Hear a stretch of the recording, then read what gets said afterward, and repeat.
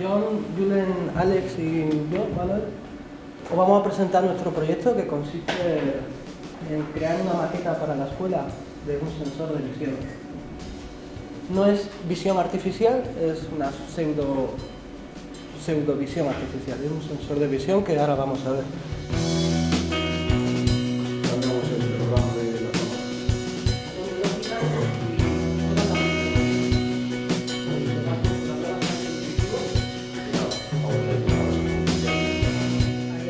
Productos OK, hay un KO, OK, KO, OK. Cuando detecte el KO, parará la cinta, el operador tiene que venir, retirar la botella y darle a marcha.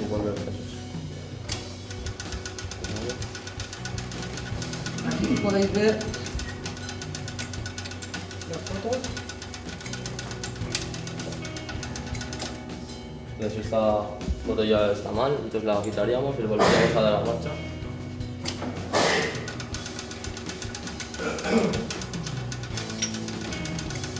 Ha detectado que otra está mal, entonces la quitamos y le daríamos a marcha. Y si por cualquier cosa nos interesa darle al paro, pues para cualquier cosa, se queda parpadeando.